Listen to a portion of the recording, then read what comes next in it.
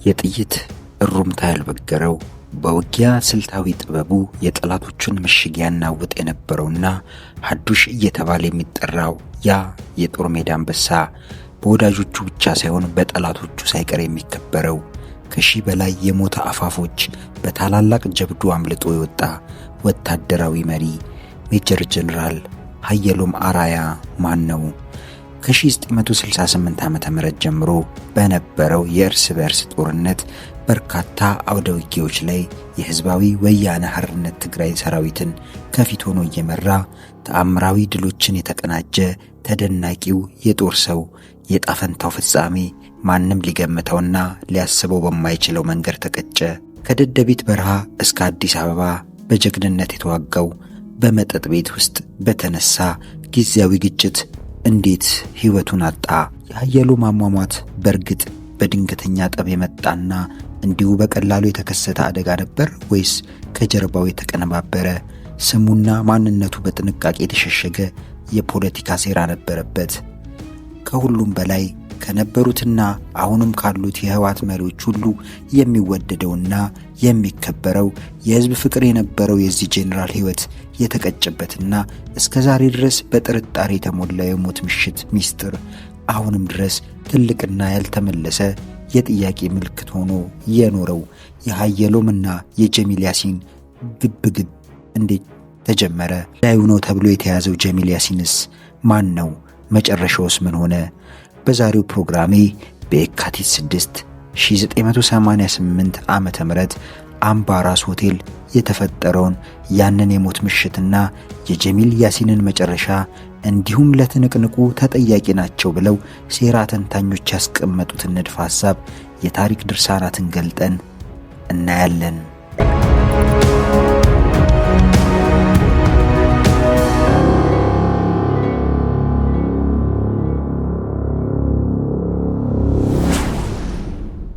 ወደ የካቲት 6 ቀን 1988 ዓመተ ምህረት ራስ አምባ ሆቴል ደጃፍ ከመሄዳችን በፊት አንድ ታሪክ እዚህ ጋር ላውጋችሁ። በ1980ዎቹ የኤርትራ ነፃ አውጪ ግንባርና የህዝባዊ ወያኔ ሓርነት ትግራይ ታጋዮች በማዕከላዊ መንግስት ሰራዊት ላይ ድል እየተቀዳጁ መጥተው የኤርትራንና የትግራይን ግዛት ለመቆጣጠር በቁ። በዚህ አንጻራዊ ድል ምክንያት በመለስ ዜናዊ የነፃዋ ትግራይ አስተምሮ የተማረኩት ታጋዮች ከእንግዲህ ለምን እንዋጋለን? ዓላማችን ትግራይን ከደርጉ ነፃ ማውጣት አይደለምን? ብለው አመራሮቹን ጠየቁ። ጥያቄውም ወደ አመፃ ሊሸጋገር ሲል ቁምቶቹ የህወሓት ታጋዮች ገብሩ አስራትና ሀየሎም አርአያ ለማስማማትና ነገሩን ለማቀዝቀዝ ተላኩ። ገብሩና ሀየሎም ታጋዮቹን መላው ኢትዮጵያን ነፃ እናውጣ፣ ነገሩንም አብርዱ ብለው ታጋዮቹን ለማግባባት ሞከሩ። ነገር ግን ሙከራቸው ሳይሳካ ቀረ። ሙከራቸው ያልተሳካላቸው እና ሀየሎምም እንግዲያውስ ከዚህ በኋላ ለጠቅላላው ኢትዮጵያ መዋጋት የማትፈልጉ መሳሪያችሁን አስረክቡ፣ ወደ ከተማም ስትገቡ እንዳትጠረጠሩ፣ ታጋይ የሚያስመስላችሁን ቁምጣና ሸሚዝ አውልቁና ቀሚስ ልበሱ አሏቸው። ታጋዮቹ ፍላጎታቸው በመሳካቱና ማዕከላዊው ኮሚቴም ጥያቄያቸውን ተቀብሎ ሊያሰናብታቸው በመፍቀዱ ደስ ተሰኝተው ትጥቃቸውን ፈተው ለመሄድ ተዘጋጁ። ነገር ግን ይሄ ነገር በእነ ሀየሎም በኩል የተዘጋጀላቸው ወጥመድ ነበር። እነዚያ ለኢትዮጵያ መዋጋት የማይፈልጉ ሴቶች እንጂ ወንድ አይባሉም። እነዚህ ወደ መንደራቸው ብንመልሳቸው ወዳጅ ሳይሆን ተመልሰው ጠላት ነው የሚሆኑን። ስለዚህ ቀሚስ እንደለበሱ አስቸኳይ እርምጃ ይወሰድባቸው ሲል ሀየሎም አዘዘ። በዚህ መሰረት ትግራይ ነፃ ወጥታለችና ለተቀረው ኢትዮጵያ ክፍል አንዋጋም የሚሉ ታጋዮች ከየክፍለ ጦሩ ከየቦታው አምጥተው አንድ ላይ አስቀመጧቸው እና በሙሉ ቀሚስ እንዲለብሱ ተደረገ። አይናቸው በጨርቅ እንዲታሰር ከተደረገ በኋላ ወደ ገደል እንዲሄዱ ተደረገ። ይህ የሀየሎም ውሳኔ መለስና ስብሃት ነጋን አስኮረፈ። በኩፌውም የነመለስ ጎራ የነበረውና በኋላ ላይ የደህንነት ኃላፊ ሆነው ክንፈ ገብረ መድህን አንቀሳቃሽነት ተማርከው በነበሩ በደርግ ወታደራዊ እዝ ውስጥ የነበሩ የሌላ ብሔር ተወላጆች ላይ የቁጣ በትሩን አሳረፈ። በወራ ግንቦት 1983 ዓ.ም አዲስ አበባ ሲገቡ የነመለስ ቡድን እና አቶ ገብሩ አስራትን የትግራይ ክልላዊ መስተዳድር አድርገው ትግራይ ላይ ገደቡት።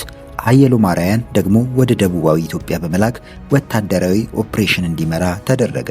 ቆየት ብለውም የመከላከያ ዘመቻ መምሪያ ኃላፊ ሆኖ ተሾመ። በዚህ ሂደት መሃል በህወሓት ጉምቱ ሰዎች መሃል ፍጭት ነበር ይባላል። ለጉምጉምታው ምክንያት የተባለው የነመለስ ቡድን ለሻዕቢያ ስስ ልብ አለው የሚል ነው። የነሀየሎም ቡድን የነመለስ ዜናዊን ቡድን እና የደህንነቱን ቢሮ ለሻዕቢያ ባደላ መልኩ ስራ ይሰራሉ። በዚህም ምክንያት ኢትዮጵያ ወደብ አልባ ሆነች። የሀገሪቱም የውስጥ ደህንነት በኤርትራ ቁጥጥር ስር ነው። ከደህንነቱ መሪ ክንፈ ገብረመድህን አፋኝ ቡድን ጀምሮ እስከ መለስ ዜናዊ አጃቢዎች ድረስ ኤርትራውያን ናቸው ሲሉ ምሳሌ እያጣቀሱ ይከሳሉ። ሆኖም ይህ በድርጅት ውስጥ በነመለስ ዜናዊና በነሀየሎም መካከል ያለው ፍጭት ወደ ውጭ ሳይወጣ አንድ ሆነውና አንድ መስለው ሲሰሩ ቆዩ። እንግዲህ ይህንን የታሪክ ሂደት ተከትለው ነው የወቅቱን የፖለቲካ ሁኔታ በቅርብ ሲከታተሉ የነበሩ አንዳንድ የሴራ ተንታኞች የሀየሎምን አሟሟት የኤርትራውያኑ የመለስ ዜናዊ እና የስብሐት ነጋ እጅ አለበት የሚሉት። እንደ መደምደሚያም የሚያስቀምጡት ሀየሎም በሻዕቢያዎች ላይ የነበረውን አቋም በመመልከት በአንደኛ ደረጃ ኤርትራውያንን ገዳዩ ናቸው ሲሉ ለነሱም አጋር ናቸው የሚሉት መለስ ዜናዊንና የደህንነት ክፍሉን ነው። ሀየሎም የካቲት 6 ቀን 1988 ዓ.ም ሌሊቱን ተገድሎ በነጋታው የካቲት 7 ቀን 1988 የመገደሉ ዜና ተሰማ። ዜናው ሲሰማ ድንጋጤ ተፈጠረ። ይባስ ብሎ የገዳዩ ማንነትና ዜግነቱ ኤርትራዊ መሆኑ ሲታወቅ በወዳጆቹ ዘንድ የነበረው ድንጋጤ ወደ ቁጣ ተቀየረ። በሀየሎም የቀብር ስነ ስርዓት ላይ መለስ ዜናዊ ስቅስቅ ብለው ሲያለቅሱ በቴሌቪዥን ስክሪኑ ማታ ላይ ታዩ።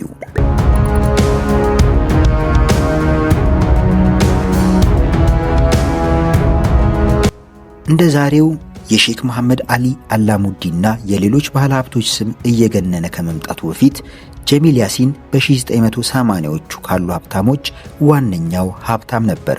በተለይም ጀሚል ኢህአዲግ በ1983 ሀገሪቷን ሙሉ ለሙሉ እጁ ካስገባ በኋላ መኪኖችን የሚሸጥበት እና የሚያከራይበት ጂሚያስ ካርስ የተባለ ትልቅ ኩባንያ በአዲስ አበባ ከፍቶ ነበር።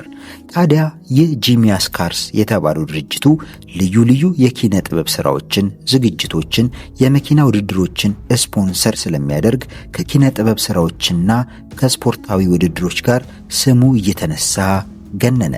ከወጣት የጥበብ ከያንያን እስከ ጉምቱ የኢህአዲግ ባለስልጣናት ጭምር መኪና ሲፈልጉ በነጻ የሚሰጣቸው፣ ለልጆቻቸው ልደት ሲያከብሩ ትልልቅ ስጦታ የሚያስታቅፋቸው፣ አንዳንዴም የልጆቻቸውን ልደት በቪዲዮ ቀርጾ የሚያበረክት በዘመኑ ባለስልጣናት ተወዳጅና ተመስጋኝ የነበረ ሰው ነበር ጀሚል ያሲን። ነገር ግን ይህ ሰላማዊ ቸርና ተወዳጅ የነበረው ጀሚል አንድ ችግር ነበረበት። መጠጥ ሲቀምስ ባህሪው ፍጹም ይቀየራል። እንደ ማህተመ ጋንዲ ፍጹም ሰላማዊ የነበረው ሰው የውስኪውን ብርጭቆ ሲይዝ እንደ ሮሙ ንጉሥ ኒሮ እሳት ይጭራል።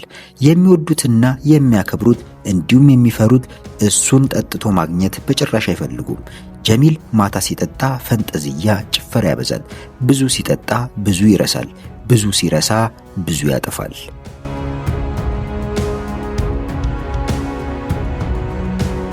ጂሚያስ ካርስ የተባለው ድርጅቱ በዋናነት የሚሰራው መኪኖችን ማስመጣት፣ ማከራየትና መሸጥ ላይ ሲሆን በፍጥነት በህብረተሰቡ ዘንድ እንዲታወቅ ያደረገው ልዩ ልዩ የኪነ ጥበብ ስራዎችን፣ ዝግጅቶችን፣ የመኪና ውድድሮችን ስፖንሰር ስለሚያደርግ በየቀኑ በቴሌቪዥን ማስታወቂያዎቹ ስለሚታዩ ነበር።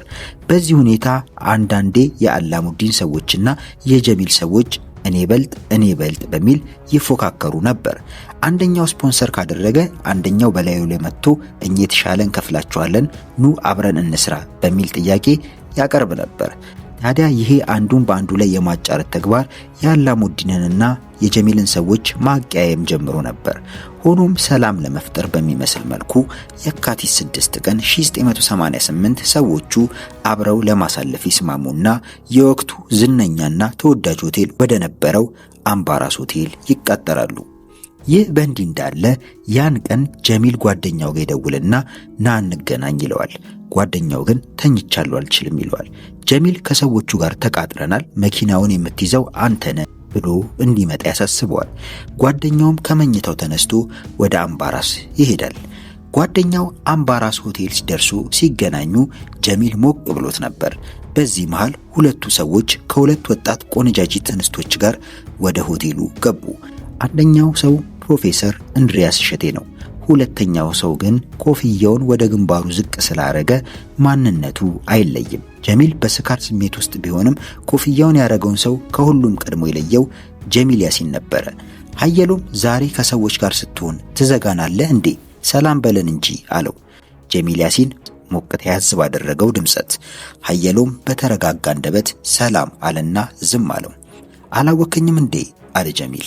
አላወኩም፣ ለሰላምታው አይደል ሰላም ብያለሁ አለና ወደ ጨዋታው ሊመለስ ሲል እንዴት አታውቀኝም? ጀሚል በሞቅታ ተናገረ። ቀጠል አድርጎ ባለፈው ዓመት አራንሺ ቤት ውስጥ የልጁን ልደት ስናከብር ቪዲዮ አንስቼ ነበር አስታወስከኝ አለው በትግርኛ። አላውቅህም ብሎ ሀየሎም መለሰ። ቀን ላይ ረጋና ደርበብ ብሎ የሚታየው ጀሚል መጠጡ እና የሀየሎም አላውቅህም ማለት ተደማምሮ ቀየረው። ከሰው ጋር ስትሆን ረሳኝ አለ ጀሚል በድጋሚ። በመጨረሻም ሀየሎም እሺ አሁን ከሰው ጋር ነኝ ዞር በላለው። ጀሚል አሁንም ዞር አላለም። ካልጋበዝኩ ብሎ አንገራገረ። ምናልባት ለሀየሎም የነበረው መውደድና አክብሮት ነው ሊባል ይችላል። ነገር ግን አነጋገሩና እንቅስቃሴው የስካርና የኃይለ ቃል ስለነበር በንግግሩም ሆነ በድርጊቱ ቁጥብ ለነበረው ሀየሎም የጀሚል ድርጊት ደስ የሚያሰኘው አልሆነም። በዚህም ግብዣውን እንደማይፈልግ ገልጾለት ከፊቱ እንዲሄድ ነገረው። በዚህ መሃል በሆቴሉ የተከፈተውን ሙዚቃ ተከትሎ የሁለቱን ንግግር ተቋረጠ። ጀሚል የተከፈተውን ሙዚቃ እየሰማ መደነስ ጀመረ። ጀሚል የሙዚቃውን ምት ባልተከተለ መልኩ ሲደንስ የተከፈተው ሙዚቃ አበቃና ወደ ራሱ ጠረጴዛ ሲመለስ ወደ ኋላ መመለስ የማይችል ታሪካዊ ስህተት ፈጸመ።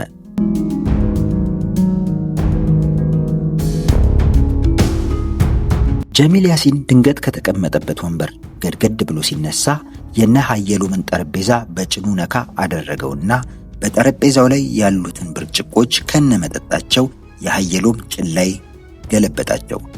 ከነ ሀየሎም ጋር የነበሩት ወጣት ሴቶች ተንጫጩ። አብሮት የነበረው እንድሪያስ እሸቴም ደነገጠ። ሀየሎም ዋጥ ያደረገው ንዴቱ ግንፍል ብሎ ወጣ። ጀሚል አሁንም ይቅርታ ብሎ ዝም አላለም። ሀየሎም ግንባሩ ድረስ የደፋውን ኮፍያ ወደ ላይ ቀና አደረገበት።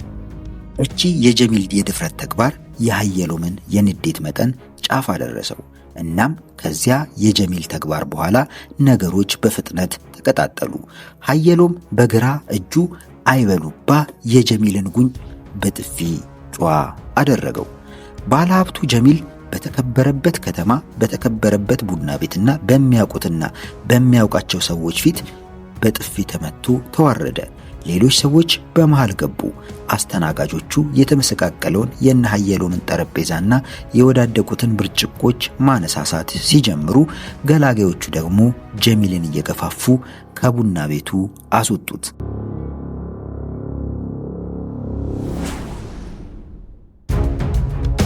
ጀሚል ያሲን ማለፍ የሌለበትን መስመር ያዩ ሰዎች ከቡና ቤቱ ሙልጭ ብለው ወጡ። ጀሚል ጠርቶት የመጣው ጓደኛው ወደ በሩ ሲወጣ ጀሚል ወደ መኪናው ሄዶ ሽጉጥ ሲያወጣ ተገጣጠሙ።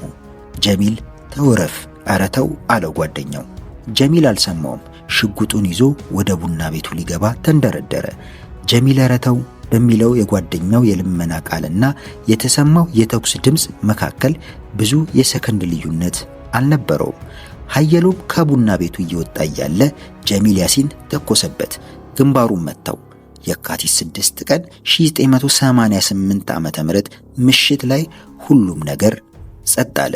በብዙ ግንባሮች፣ በብዙ ሺህ የጥይት ሩምታዎች መሃል፣ በብዙ ምሽግና የተራራ ከፍታ ነጥቦች፣ የመድፍና የጥይት አረሮች በሚያልፉበት ጋራና ሸንተረር ሜዳና ኮረብታ ላይ ያልደፈረችው ጥይት አምባራስ ሆቴል ደጃፍ ላይ ጣለችው።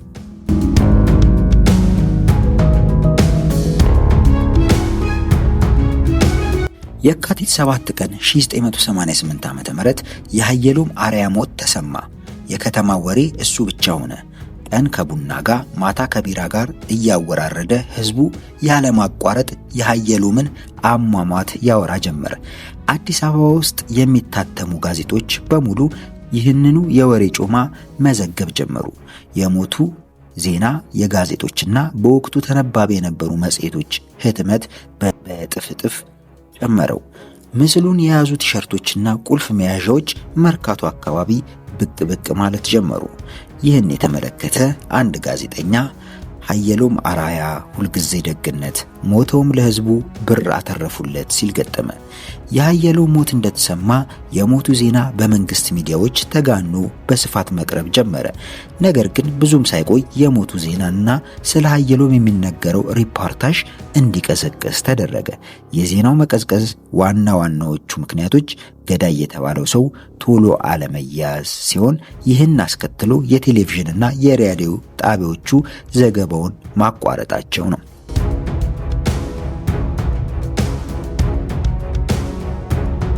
ከቀናቶች በኋላ ልደታ የሚገኘው የፌዴራል ከፍተኛ ፍርድ ቤት ቅጥር ግቢ ውስጥ ሙሉ የደንብ ልብስ የለበሱ ፖሊሶች ግቢውን አጨናነቁት። ከነሱ በኋላ አንድ የማረሚያ ቤት መኪና መታ ሁለተኛ ወንጀል ችሎት አዳራሽ በር ፊት ለፊት ቆመች። ከመኪና ውስጥ አንድ ጎልመስ ያለ ሰውነቱ ደልደል ያለ እና ጭንቅላቱ ላይ የሙስሊም ቆብ ያደረገ እጆቹ በካቴና የተቀፈደደ ሰው ከመኪናው ዱብ አለ። ሰውየው ጀሚል ያሲን ነው። አብሮትም ሰዎች አሰቃይቶ በመመርመር የሚታወቀው ተስፋይ አብርሃ የተባለው የህወሓት መርማሪ ፖሊስ ነበር። ጀሚል በዚያ ወቅት ወደ ፍርድ ቤት ያለ ጠበቃና ቤተሰቦቹ የመጣው ያለ ቀጠሮ በሰበር ዳኝነት ፖሊስ ጊዜ ቀጠሮ ሊጠይቅበት ስለነበረ ነው። የጀሚልን ጉዳይ የያዘው ከህወሓት ባለስልጣናት ጋር ሽርክ የነበሩትና ሽጉጥ ይዘው ችሎት የሚያስችሉት ተፈሪው ዳኛ አቶ ሀጎስ ነበሩ። ጀሚል የታሰረው በአዲስ አበባ ፖሊስ ጣቢያ ውስጥ ይሁን እንጂ ጉዳዩን የሚከታተለው የክንፈ ገብረ መድኅን የደህንነት ቢሮ ነበር።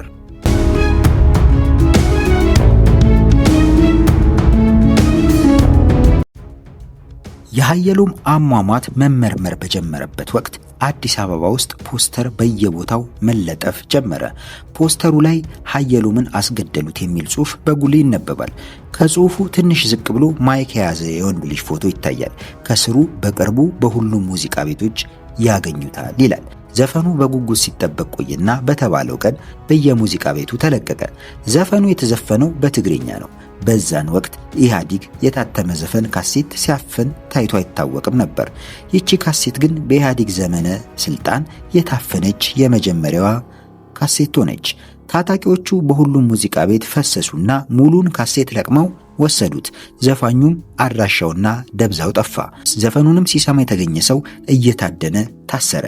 ይህ በህወሓት ደህንነት ቢሮ የተደረገው የካሴት ለቀማ ኦፕሬሽን በተለይ ትግርኛ ተናጋሪውን ህብረተሰብ አነጋገረ።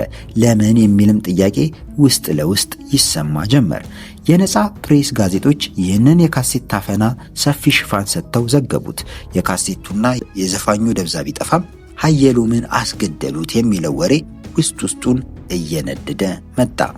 ሁለተኛ ወንጀል ችሎት ከሌሎች የወንጀል ችሎቶች የሚያስፈራ ባለጉዳዮችና ተከሳሾች የሚሰደቡበትና የሚንጓጠጡበት ቦታ ነው። ችሎቱ ሊፈራና እንዲህ ሊኮንበት የቻለበት ዋና ምክንያት የችሎቱ የመሃል ዳኛ አቶ ሀጎስ ወልዱ በመሆናቸው ነው። የፖለቲካ እስረኛና ጋዜጠኞች እዚህ ሁለተኛ ወንጀል ችሎት ሲገቡ ዳኛ አቶ ሀጎስ ወልዱ ችሎቱን የሚጀምሩት ታስረው የቀረቡትን ፍትህ ፈላጊዎች በመወረፍ ነው። ድርጊታቸውን ያየ ገለልተኛ ዳኛ ሳይሆኑ የፖለቲካ ድርጅት መሪ ነው የሚመስሉት። ተከሰውና ከሰው የሚቀርቡ ባለጉዳዮች ይቅር ፖሊሶቹ ሳይቀር የሚፈሯቸው ሰው ናቸው። አቶ ሀጎስ ወልዱ ዳኛው አቶ ሀጎስ ወልዱ ኢህአዲግ እንደገባ የክልል 4 የዳኞች ፕሬዝዳንት ሆነው ተሾመው ነበር። ይህንን ሹመት ያገኙት የአዲግራት ተወላጅ ስለሆኑ ነው ይሏቸዋል። ነገር ግን ከአዲግራት ውጭ የተወለዱ ሌሎች ዳኞች በሙስና ከሰሷቸውና የፌዴራል ከፍተኛ ፍርድ ቤት ዳኛ ሆኑ። በዚህ የዳኝነት ዘመናቸው በተለይ ከፖለቲካ ጋር ተያይዞ ታስረው ለሚመጡ ሰዎች አንዳችም ሐዘኔታ አልነበራቸውም። እንደነ ፕሮፌሰር አስራትና እንደነ ዶክተር ታዬ ወልደሰማያት ላይ የፈረዱባቸው እሳቸው ናቸው። ይህንን የታሪክ ክፍል በልቦናችሁ ያዙልኝና ትንሽ ወደ ኋላ ልመልሳችሁ። ጀሚል ያሲን ሀየሎም ላይ ከተኮሰበት በኋላ አምባራስ በር ላይ ያቆማትን መኪና አስነስቶ ከአካባቢው ተፈተለከ። ጀሚል እንደሄደ ሰፈሩ በጩኸትና በዋይታ ተደበላለቀ። ፖሊሶች ቦታው ላይ ደረሱ። ጀሚል በሌሊት ቤቱ ገባ። እህቱ ነበረች በሩን የከፈተችለት። ቤት ገብቶ ሶፋው ላይ ዘፍ እንዳለ ለታናሽ እህቱ ሽጉጡን ሰጣትና ስቅስቅ ብሎ ማልቀስ ጀመረ። ምን እንደተፈጠረ ያላወቀችው እህቱ ምን ተፈጠረ እያለች ጠየቀችው። እሱ በለቅሶ ውስጥ እንዳለ ይህን አደረግኩ ሳይላት ጥፋት አጥፍቻለሁ ብቻ ብሎ በደፈናው ነገራት። እህቱ ዝም ብላ ጉንጩ ላይ ያለውን እንባ ስትጠርግ ትልቅ የሰንበር ምልክት ተመለከተች። ሀየሎም በግራ ጣቱ ላይ ያሰረው ቀለበት ያሲን ጉንጭ ላይ በጉልህ ታትሟል። በኋላ ላይ እህቱ ለፍርድ ቤት ምስክርነቷን ስትሰጥ በወንድሟ ጉንጭ ላይ ታትሞ የነበረው የሰንበር ቅርጽ የሞህ አንበሳ ምስል ያለው ነበር ብላለች። አብዛኞቹ ጉዳዩንና የፍርድ ሂደቱን ሲከታተሉ የነበሩ ሰዎች ሀየሎም አራያ ሞህ አንበሳ ያለበት ቀለበት አያደርግም፣ ምስክርነቷ በውሸት ተገዳ ነው ብለው ምስክርነቷን ውድቅ አድርገውታል። ጀሚል እቤቱ ቁጭ ብሎ በማልቀስ ላይ ሳለ በድንገት በራቸው በኃይል ተንኳኳ። ታናሽ እህቱ ጀሚል በሰጣት ሽጉጥ አንድ ነገር አድርጓል ብላ ከመጀመሪያውኑ ጠርጥራለችና መሳሪያውን ለመደበቅ ሞከረች እና በኃይል የሚንኳኳውን በር ለመክፈት ወጣች። ልክ በሩን ስትከፍት የታጠቁ ሰዎች ወዲያውኑ ገፈታትሯት ጥሰው ገቡ። እቤት ሲገቡም ጀሚልን ሶፋው ላይ ቁጭ ብሎ አገኙት። ጀሚል አላንገራገረም። እጁን በሰላማዊ መንገድ ሰጠ። ነገር ግን ከፍተኛ የሆነ ድብደባ ተፈጸመበትና ሀየሎምን የመታበት መሳሪያ የት እንዳደረገ መርቶ እንዲያሳይ አዋከቡት። ታላቅ ወንድሟ ሲደበደብ ያየችው እህቱ ወዲያውኑ መሳሪያውን አውጥታ ሰጠቻቸው። ፖሊሶቹ ሁለቱንም እየደበደቡ ከቤት አስወጥተው ፖሊስ ጣቢያ ወሰዷቸው። ጀሚልን ተው ሲል የነበረው ጓደኛውም ቤቱ ገብቶ እንደቆየ በሩ ተንኳኳ። ልክ ሲከፍት ፖሊስ ፊቱ ላይ ከመታው በኋላ መኪና ውስጥ አስገብተውት ጨለማ ቤት ውስጥ ወረወሩት።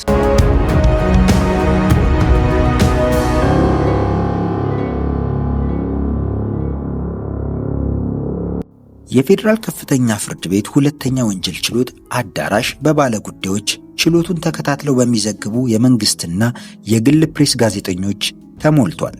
እስረኞች በሚገቡበት በር በኩል አላህ አኩበር የሚል ጎርናና ድምፅ ተሰማ። ጀሚል ያሲን ነበር።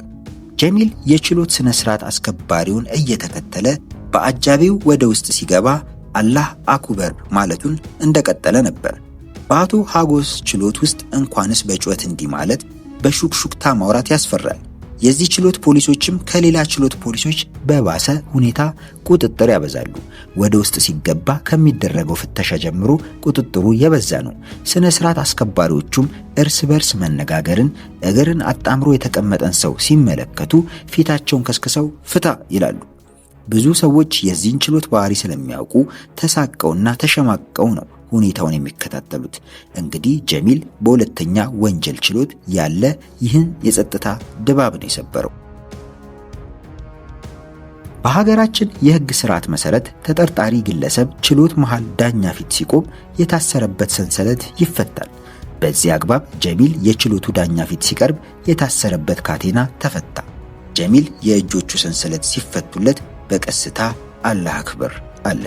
ከትንሽ ቆይታ በኋላ የዳኞች መግቢያ በር ሲከፈት ፖሊስ በእጆቹ ችሎቱን ወደ ታደሙት ሰዎች በእጁ ምልክት ሲያሳይ በችሎት አዳራሹ ያለ ሁሉም ሰው ከወንበሩ ብድግ አለ። ዳኛ ሀጎስ ግራ ቀኛቸውን እየገረመሙ ወንበራቸው ላይ ቁጭ አሉ። ፖሊስ የተነሱትን ሰዎች እንዲቀመጡ በእጁ ምልክት ሰጠ። ሁሉም ሰው ቁጭ አለ። የጀሚል ጠበቆች አብረውት የሉም። በአካባቢው የሚታዩ መርማሪ ፖሊሶችና አቃቢያን ህጎቹ ብቻ ነበሩ። ዳኛው አቶ ሀጎስ ገና ወንበራቸው ላይ ከመቀመጣቸው ጀሚልን በግልምጫ አነሱትና ወደ ችሎቱ ስርዓት አስከባሪ ዞረው ለምንድነው ታስሮ ያልቀረበው ሲሉ አንባረቁበት። ስርዓት አስከባሪውና ፖሊሱ እየተጣደፉ እንደገና እጁን በሰንሰለት አሰሩት። ጀሚል እየታሰረ ያለ እዛም ታስሬ ነው የምውለው ሲል አቶ አጎስ እሱም በኋላ ትናገራለህ ብለው ችሎት ወዳሉት ሰዎች ዞረው እነሱንስ ማን እዚህ ያስገባቸው አሉ። የፈረደበት ችሎት አስከባሪ በችሎት የተሰበሰቡ ሰዎች እንዲወጡ ምልክት ሲሰጥ በችሎቱ ተቀምጠው የነበሩ ሰዎች እየተገፋፉ በፍጥነት ችሎት አዳራሹን ለቀው ወጡ።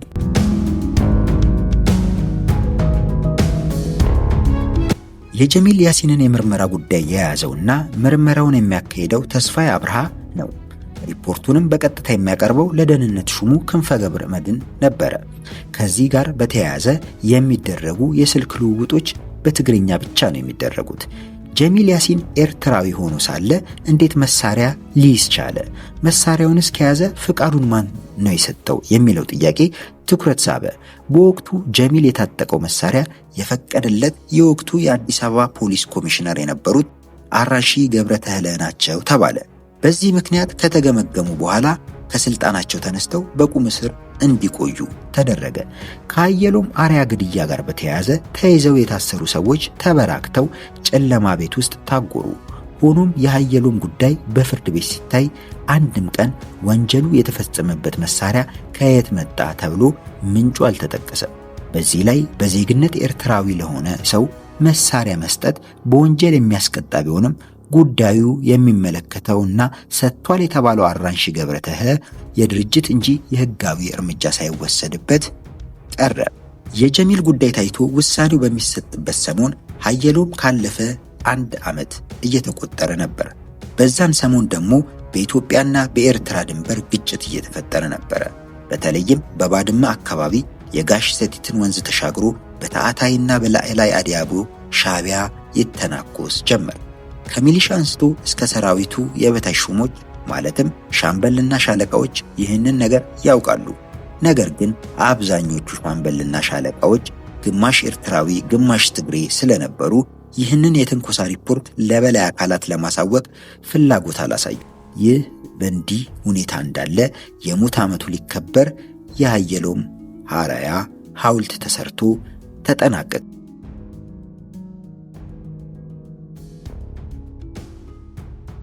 ለሐውልቱ ምርቃት የተሰባሰቡ ሰዎች አየሎም ቢኖር ኖሮ ሻዕቢያ የጋሽ ሰቲትን ወንዝ አትሻገርም፣ ይህን መስፋፋታቸውንና ተንኮሳቸውን ስለሚያውቅባቸው አስበውበት ጥናት አድርገው አስገደሉት እያሉ ያወራሉ።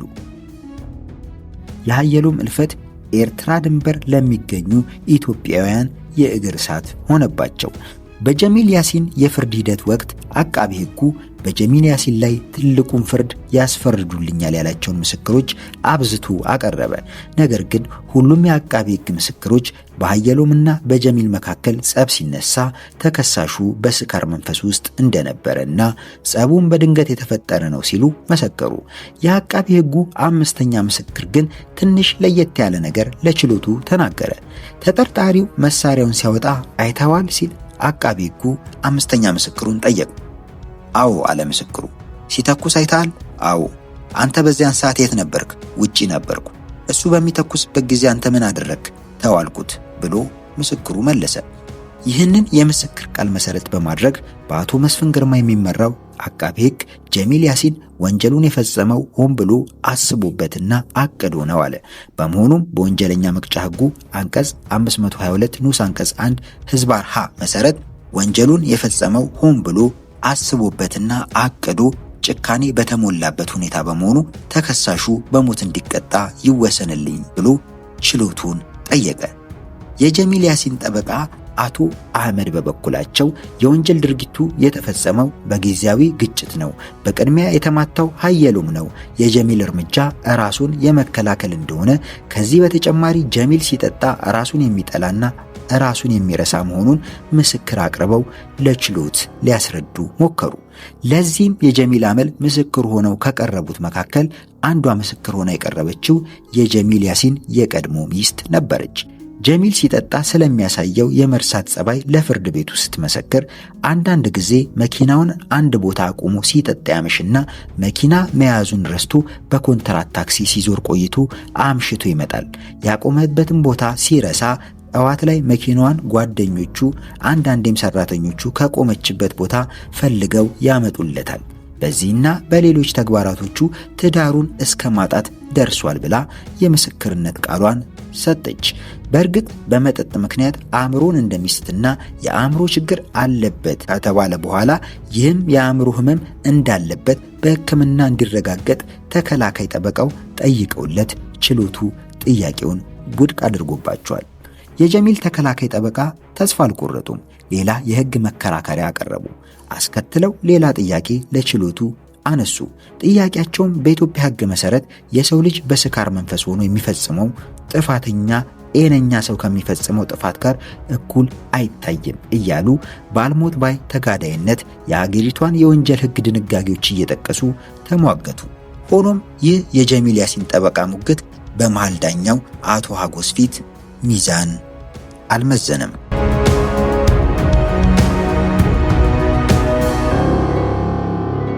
የፌዴራል ከፍተኛ ፍርድ ቤት አንደኛ ወንጀል ችሎት አዳራሽ ውስጥ ጋዜጠኞች፣ ጠበቆች፣ ጉዳይ የሚመለከታቸው የፍትህ አካላት መታወቂያ እያሳዩ ገብተው ከፊት ረድፍ ተቀመጡ። ውጭ ያለውን የህዝብ ብዛት ችሎት አዳራሹ የሚችለው አልነበረም። ሆኖም ችሎት ስነ ስርዓቶች በቅድሚያ የሀየሎን ቤተሰቦችና ጓደኞች በቅድሚያ እንዲገቡ አድርገው በችሎቱ አዳራሽ የግራ መድዳ እንዲቀመጡ አደረጉ። ከዚያም የተከሳሹ የጀሚል ያሲን ሚስት፣ እህቶች፣ አባቱና ሌሎች ሰዎች ገብተው ተቀመጡ። በሟችና በተከሳሽ ቤተሰቦች መካከል አቃቤ ሕግ መስፍን ግርማ በግራ በኩል፣ የተከሳሽ ጠበቃ አቶ አህመድ በቀኝ በኩል ሆነው የወንጀል ሕጉን፣ ሌሎች መጽሐፍት፣ አጀንዳዎችና ሌሎች ወረቀቶችን ጠረጴዛቸው ላይ አድርገው የዳኞችን መምጣት ይጠባበቁ ጀመር። ጋዜጠኞች፣ ጠበቆች፣ ጉዳዩ የሚመለከታቸው የፍትህ አካላት ከተቀመጡበት አግዳሚ ወንበር ፊት ለፊት ተከሳሾች የሚቆሙበት ሳጥን አለ። ጀሚል ያሲን በፖሊሶች ታጅቦ እስረኞች የሚቆሙበት ሳጥን ውስጥ መጥቶ ሲቆም ጸጥታ መስፈን ጀመረ። በቀኝ እጁ መቁጠሪያ ይዟል። በፊቱ ላይ ምንም አይነበብም። በጥልቅ ሐሳብ ውስጥ ዝም ብሏል። ሦስቱ ዳኞች ወደ ችሎት ገብተው ሲሰየሙ ህዝቡ ብድግ አለ። ዳኞቹ ሲቀመጡ ሁሉም እንደገና ተቀመጠ። የመሃል ዳኛው ደሳለኝ አለሙ ችሎቱ ረፍዶ በመጀመሩ ይቅርታ በመጠየቅ በቀጥታ ወደ ጉዳዩ አመሩ። ዳኛውም ግራ ቀኙ ተሟልተው መቅረባቸውን ካረጋገጡ በኋላ መዝገባቸው ላይ መመዝገብ ጀመሩ። ሲጨርሱ መዝገቡ ለዛሬ ተቀጠረው መርምሮ ፍርድ ለመስጠት ሲሆን ጉዳዩ ተመርምሮ ተከታዩ ፍርድ ተሰጥቷል ብለው ፍርዱን ወደ ማንበብ ገቡ።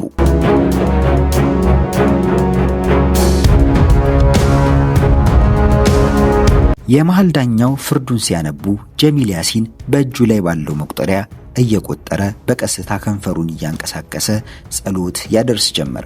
ከመሃል ዳኛ በስተቀኝ ያለው ዕውቁ ዳኛ አቶ ተገነ ጌታሁን አቀርቅረው ይጽፋሉ። በግራ በኩል ያሉ ዳኛ ግርማ በችሎቱ ውስጥ ያሉትን ሰዎች ትክ ብለው በመመልከት ላይ ናቸው። የመሃል ዳኛው ደግሞ ፍርዱን በማንበብ ላይ ናቸው። የምስክሮቹን ቃል ባጭሩ ሲያሰሙ ቆዩና ሆኖም አምስተኛው ምስክር ብለው ጀመሩ። ሆኖም አምስተኛው ምስክር ታው ሲለው እምቢ ብሎ ሟችን በግንባሩን በጥይት መጥቶ መግደሉ የድርጊቱን ፈጻሚ ጭካኔና መሳሪያውንም ከመኪና ውስጥ አምጥቶ መተኮሱ አፈጻጸሙም ታቅዶበት መሆኑን የሚያሳይ በመሆኑ ተከሳሽ ጥፋተኛ ሆኖ ተገኝቷል። በዚህም መሰረት ተከታዩ ውሳኔ ተወስኗል።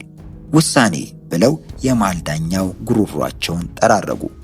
ውሳኔ የድርጊቱ አፈጻጸም ታቅዶና ሆን ተብሎ ጨካኝ በሆነ ሁኔታ መፈጸሙ በአቃቤ ሕግ ምስክሮችና በሌሎች ማስረጃዎች ተረጋግጧል። በመሆኑም በወንጀለኛ መቅጫ ሕጉ 522 ንዑስ አንቀጽ 1 ህዝባር ሀ መሰረት ተከሳሽ ጀሚል ያሲን በሞት እንዲቀጣ በአብላጫ ድምፅ ወስነናል ሲሉ ችሎቱ ውስጥ ያሉ ሰዎች በሙሉ በድንጋጤ በድን ሆኑ። ተስፋ ያጡት የጀሚል ያሲን ቤተሰቦች አይናቸውን መሃል ዳኛው ላይ ሰቅለው ንግግሩን ማዳመጥ ቀጠሉ። ነገር ግን ይህ የሞት ውሳኔ የሚፈጸመው የሀገሪቱ ርዕሰ ብሔር በፊርማቸው ሲያጸድቁት ነው ሲሉ ውሳኔያቸውን አጠቃለሉና የዕለቱ የችሎት ሥራ መጠናቀቁን ጠረጴዛው ላይ ያለችውን ክብ ንጣፍ በችሎት መዶሻቸው መታ በማድረግ አበሰሩ። በችሎቱ የታደመው ሰው ከመውጣቱ በፊት ታሳሪው ጀሚል ያሲን በካቴና ታስሮ ወጣ። እሱም በመከተል አጃቢዎችና ጋዜጠኞች ይህንን የወሬ ጮማ በማታ ዜናቸው ለመዘገብ እየተሯሯጡ ከችሎት አዳራሹ ወጡ።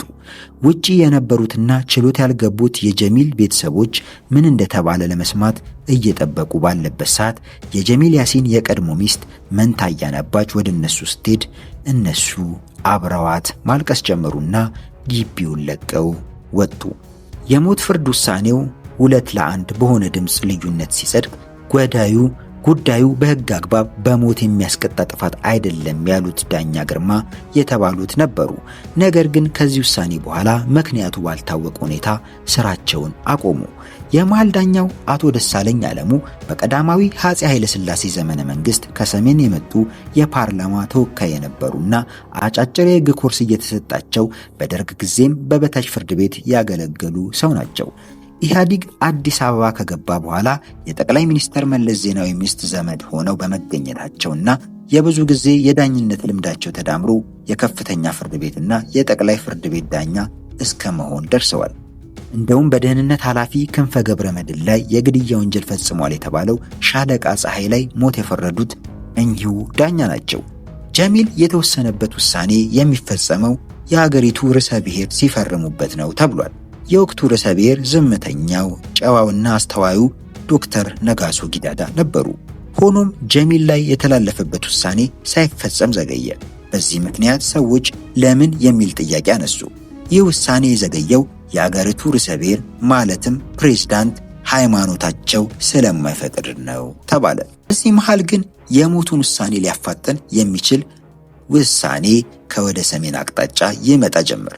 በጥቅምት ወር የተጀመረውና ከገንዘብ መቀየር ጋር ተያይዞ የመጣው የናቅፋና ቀርሺ ቅራኔ የባድመን ውዝግብ ወለደ።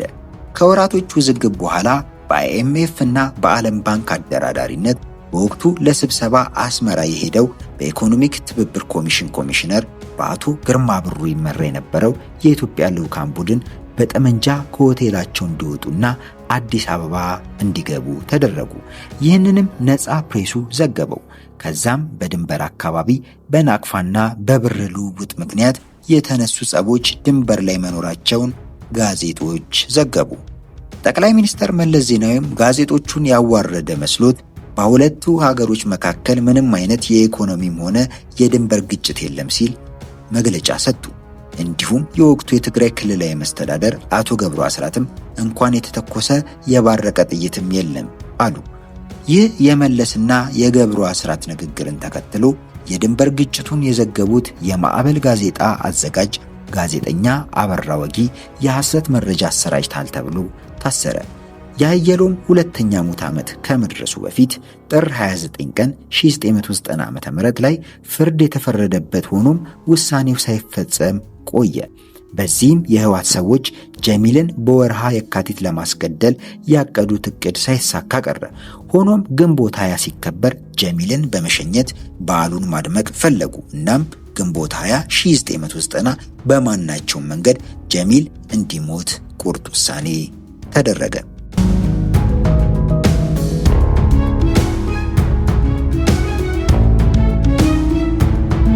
የሰባተኛው ግንቦት 20 በዓል ከመድረሱ 3 ሳምንታት በፊት ሚያዝያ 28 ቀን 1990 ዓ.ም የኤርትራ ወታደሮች የጋሽ ሰቲትን ወንዝ ተሻግረው የባድመን ከፍታ ቦታዎች ያዙ። ከዚያም የላይላይና የታይታይ አዲያቦን ወረዳዎች ወረሩ። በስፍራው የነበሩ ፖሊሶችና ሚሊሻዎችን ህይወት አጠፉ። ህዝቡም ተፈናቀለ። እነ ግርማ ብሩን ከአስመራ ያስወጣው ጠመንጃ ባድመ ላይ ተተኮሰ። ብዙ ሰዎች ካለቁ በኋላ ግንቦት 4 ቀን 1990 ዓ.ም ሻዕቢያ ኢትዮጵያን ወረረ የሚል ዜና በራዲዮና ቴሌቪዥን ተነገረ። ህዝቡም ክው ብሎ ቀረ።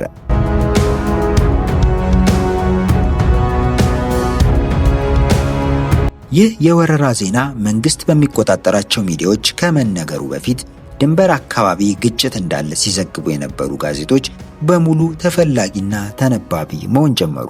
ወቅቱ ስለ ባድመ፣ ጾረና፣ ዛላምበሳና ቡሬ የሚወራበት ወቅት በመሆኑ እንኳንስ የጀሚል ያሲን ጉዳይ ሌሎች ዋና ዋና ሀገራዊ ጉዳዮች በዚህ ወሬ ማዕበል ተዋጡ።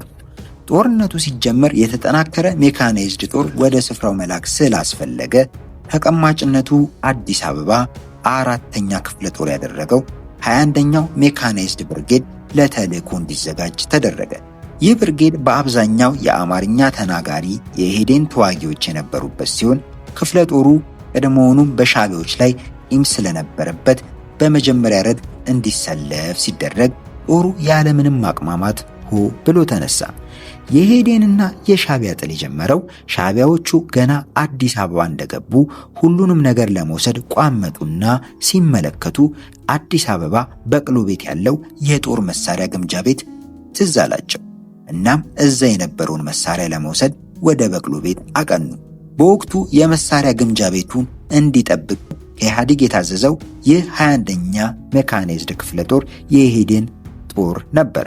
በመሆኑም አዲስ አበባ የገባው የሻዕቢያ ጦር መሳሪያው ሊዘርፍ ሲሄድ እዛ ያለው ጦር መሳሪያው በደርግ ይገዛ እንጂ ንብረትነቱ የኢትዮጵያ ሕዝብ ነው፣ አትነኳትም አላቸው። ይህን ጊዜ የሻዕቢያ ጦር ተኩስ ከፈተና ግንቦት 27 ቀን 1983 ዓ.ም የበቅሎ ቤቱ መሳሪያ ግምጃ ቤት በተደረገው የተኩስ ልውውጥ ሊፈነዳ ቻለ።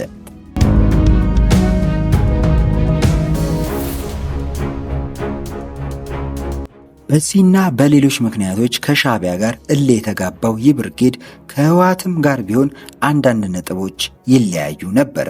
ለምሳሌ የዚህ ጦር አብዛኛው አባላት ከሰሜን ወሎ፣ ከራያ ዘቡ፣ ከሰቆጣ የተውጣጡ አባላት ቢሆኑ ቋንቋቸው አማርኛ ነበር። ከትግራይ ጋር የሚያዛምዳቸው የባህል ትስስር ነበር።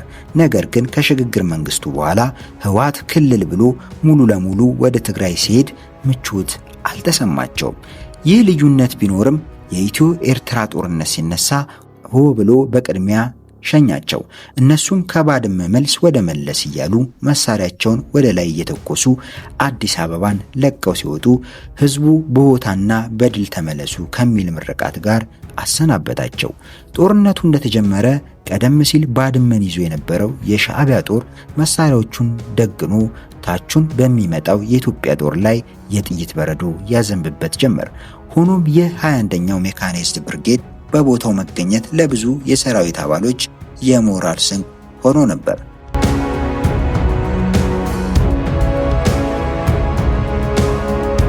ሆኖም ከባድመ መልስ ወደ መለስ ብሎ የዘመተው ብርጌድ ብዙዎቹ ለሀገራቸው ክብር ተሰዉ። የሃየሎምን ህልፈት ተከትሎ በደቡብ ኢትዮጵያ የሱን ቦታ ተክቶ ይሰራ የነበረው ጄኔራል ሳሞራ የኑስ በደቡብ ያለውን ስራው ጨርሶ አዲስ አበባ ውስጥ መጥቶ ነበር ይህ ጦርነት የተቀሰቀሰው። ሆኖም ጄኔራል ሳሞራ ስለ ጦርነቱ ምንም መረጃ አልነበረውም። ነገር ግን ስለ ድንበር ግጭቱ ቀድሞውኑ መረጃ የነበረውና በነስዬ አብርሃ የእንዘጋጅ ምክር ሲቀርብለት ምንም የሚያሰጋ ነገር የለም ብሎ መልስ የሰጠው ጠቅላይ ሚኒስትር መለስ ዜናዊ በድርጅቱ አመራሮች በጥብቅ ይገመገም ጀመር። በዚህን ጊዜ ጠቅላይ ሚኒስትር መለስ ዜናዊ በድርጅቱ አመራሮች በጥብቅ ሲገመገም ጄኔራል ሳሞራ ከመለስ ጎን በመቆም ውለታ ዋለለት።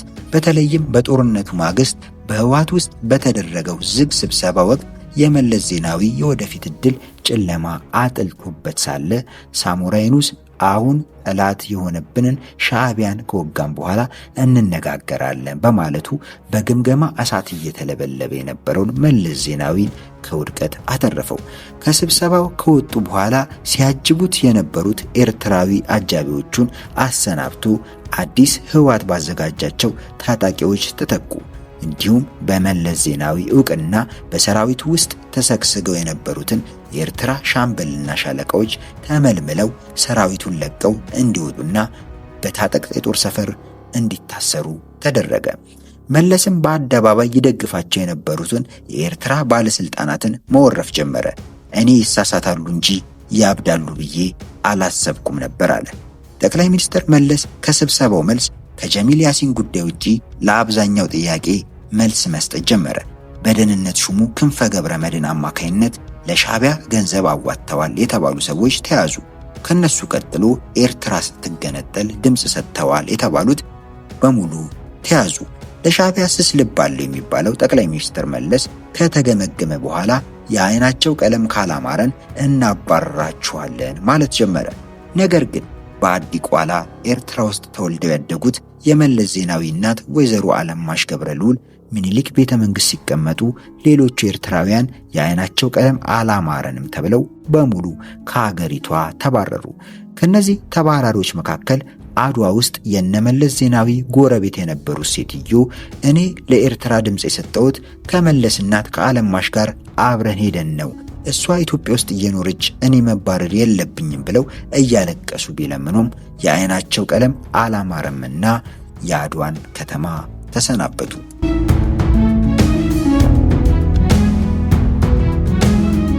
ግንቦት 1990 በዚህ ድብልቅልቅ መሃል የጀሚል ቤተሰቦች ሌላ ጭንቀት ውስጥ ገቡ። አንዳንድ የቤተሰቡ አባል ከኢትዮጵያ መባረር ጀምሯል። የጀሚል ቤት ዕቃም እየወጣ ነው። ግቢው በህወሓት ታጣቂዎች እየተጠበቀ ነው። የጀሚል ያሲን ንብረት በሙሉ ተወስዷል። ይህንንም የሰሙት ጋዜጦች አተሙት። ነገር ግን የሀየሎም ገዳይ ነው ተብሎ የተያዘው ጀሚል ያሲን ላይ እስከዚያ ሰዓት ድረስ ምንም አይነት እርምጃ አልተወሰደበትም።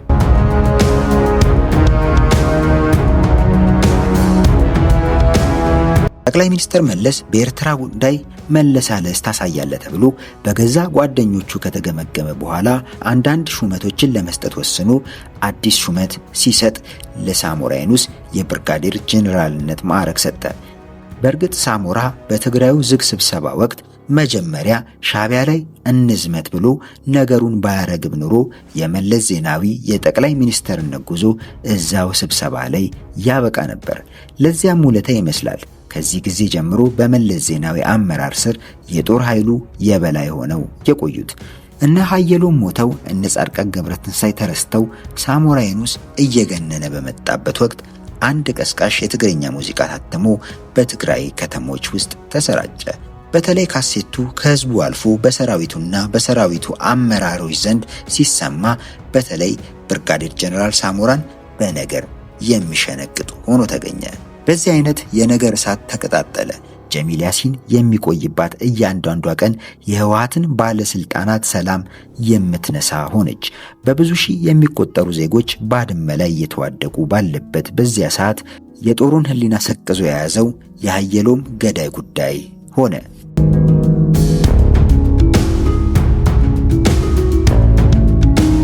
ብዙ ሺህ ኤርትራውያን ከኢትዮጵያ ተባረውም ቢሆን በአብዛኞቹ የህወሓት አባላት ዘንድ እርካታ አልነበረም። የሀየሎም ገዳይ ሳይገደል ድሉም ሆነ ገድሉ ባዶ ሆኖ ተሰማቸው። በመሆኑም ሀየሎም አርአያ በሻዕቢያ ሰዎች ተገደለ ተብሎ ውጭጩን የሚወራ ወሬ ነገሩን ለማፋጠን ምቹ አጋጣሚን ፈጠረላቸው። ሰባተኛው የግንቦት 20 በዓል ሲከበር ጠቅላይ ሚኒስትር መለስ ዜናዊ ትግራይ ሄዶ ነበር ያከበረው። ቀኑ ሐሙስ ነው። በዓሉን አክብረው ጨረሱ። ዓርብ ዕለት ለህወሓት አባላት ጀሚልን የመግደል ጥያቄያቸው መልስ እንደሚያገኝ ተነገራቸው። ቅዳሜና እሁድ ስራ የለም። እሁድ ዕለት ከርቸሌ ቤተክርስቲያን ይጣበባል። የቤተክርስቲያኒቷ ደጀ ሰላም በጸሎት ከርቸሌው በርም በጥየቃ ይጨናነቃል። ስለዚህ የጀሚል ያሲን የሞት ፍርድ መፈጸሚያ ቀን በቀጣዩ ቀን እንዲሆን ተወሰነ። የማረሚያ ቤቱ አስተዳዳሪ አብርሃም ወልደ አረጋይ ቅዳሜና እሁድ የግቢው ጥበቃ እንዲጠናከር አደረገ።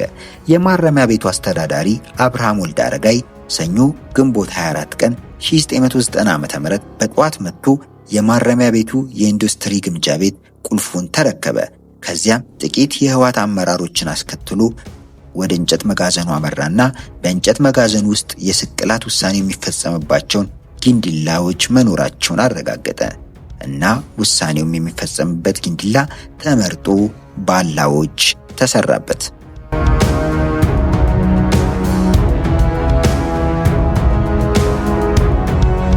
ከምሽቱ 3 ሰዓት ሲሆን የእስር ቤቱ አስተዳደር አብርሃም ወልደ አረጋይ ወደ መስቀያው ቦታ በመሄድ የመስቀያ ገመዱን አዘጋጅቶ የፍርድ ቤት ውሳኔ ነገ ማለትም ግንቦት 25 ረቡዕ ቀን 1990 እንደሚፈጸም ለጥቂት ሰዎች ተናግሮ ዝግጅቱን አጠናቆ ከከርቸሌ ወጣ።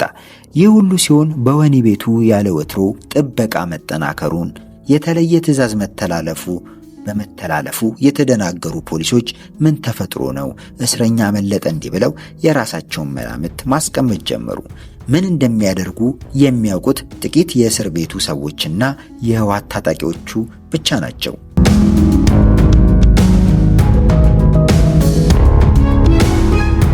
ግንቦት 25 1990 ጠዋት እስረኞች ለቁርስ ወጥተው ሽንት ቤት እንዲሄዱ ከተደረገ በኋላ ተመልሰው ወደ እስር ቤታቸው እንዲገቡ ታዘዙ።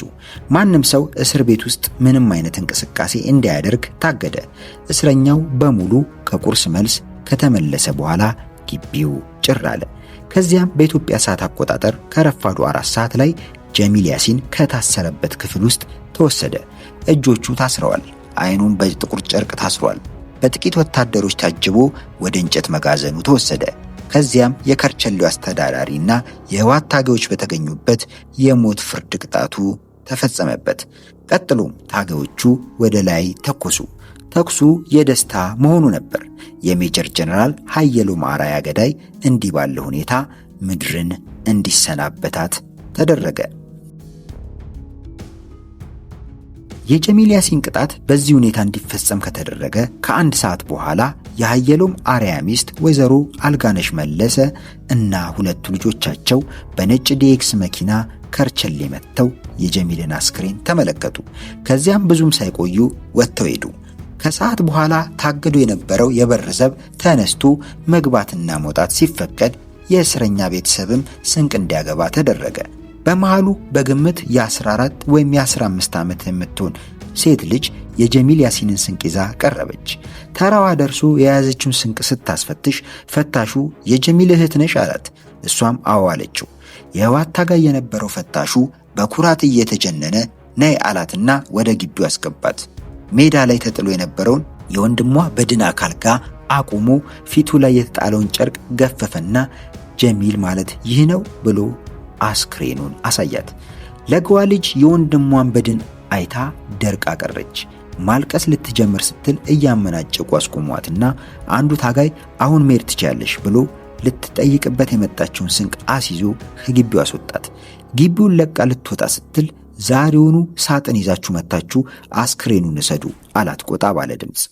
በድንጋጤ ሰማይ ምድሩ የተደበላለቀባት ትንሿ እህቱ ቤተሰቦቼ በሙሉ ወደ ኤርትራ እንዲሄዱ ተደርጓል፣ እኔም ያለሁት ዘመድ ጋ ነው፣ ቤተሰቦቼ በጦርነቱ ምክንያት መምጣት አይችሉም በማለት እያለቀሰች ተናገረች። ማንም አልሰማትም። ታጋዮቹ ጥለዋት ሄዱ። ልትወጣ ስትል የግቢው ጠባቂ ፖሊሶች አባበሏትና ለትልቅ ሰው ጉዳዩን እንድትነግር አስረዷት። ከሰዓታት በኋላ ይህን የሰሙት የጀሚል ቤተሰቦች የአስክሬን መሸከሚያ ወሳንሳ ያመጡ ቢሆንም ሳጥን እንጂ ሰሌን አምጡ አልተባላችሁም ብለው መለሷቸው። ከቆይታ በኋላ ሳጥን ይዘው መጡ። የጀሚልን አስክሬን ይዘው ከከርቸሌው ወጡ።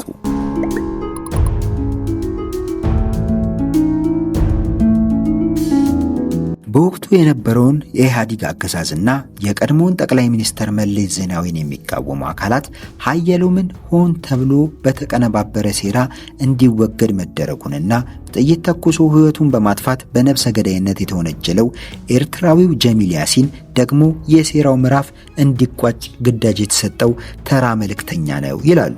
ለዚህም ሰፋ ያለ በምሳሌ በምክንያትና ውጤት የተደገፈ የሴራ ትንተና መላምት ያቀርባሉ። እስቲ ከቀረቡት የሴራ ትንተና ኮንስፓይረሲ ቲዮሪ የተወሰነውን እንይ። እኚህ የሴራ ተንታኞችና የቀድሞ ጠቅላይ ሚኒስትር መለስ ዜናዊ ተቃዋሚዎች ትንታኔያቸውን ሲጀምሩ በመለስ ዜናዊ አመራር ስር የተፈጸሙ ሁሉም ፖለቲካዊ ግድያዎች አፈጻጸማቸው በሙሉ እንደ ቲያትር አስቀድሞ በየደረጃው የሚነደፍ በመሆኑ ለተራው ብዙሃን ዜጋ ቀርቶ በቀለም ለገፋው ጭምር በቀላሉ የሚነበብ አይደለም ይላሉ። ሴራ መኖሩ እንኳን ቢጠረጠር መለስ ከደሙ ንጹህ ነው የሚል ግምት እንዲያሳድር ተደርጎ ተውኔቱ ይዘጋጃል ሲሉ ይሞክታሉ።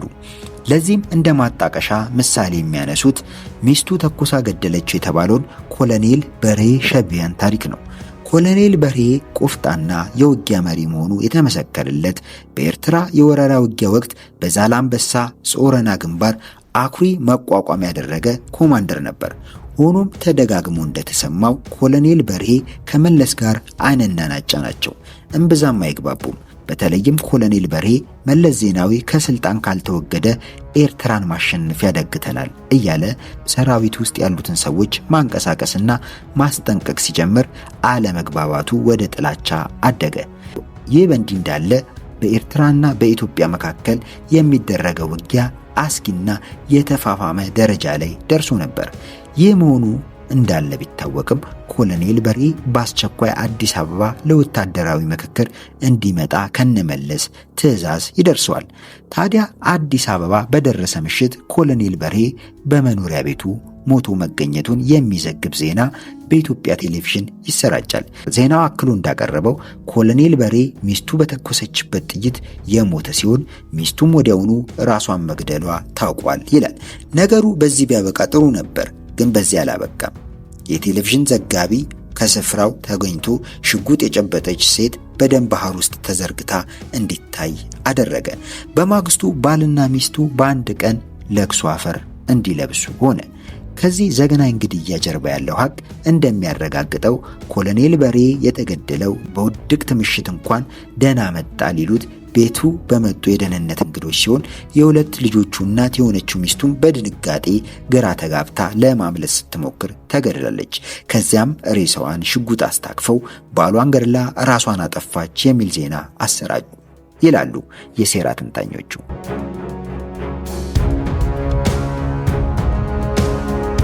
እንደ መላምት አቅራቢዎቹ ገለጻ መለስ ዜናዊ የጦር አዛዥ አድርጎ ከሾመው ሳሞራ የኑስ ጋር በየዕለቱ በመገናኘት የቅርብ ግንኙነት ሲገነባ ከሀየሎም አርአያ ጋር ግን አንዲት ቀን እንኳን ቡና አብረው ጠጥተው አያውቁም።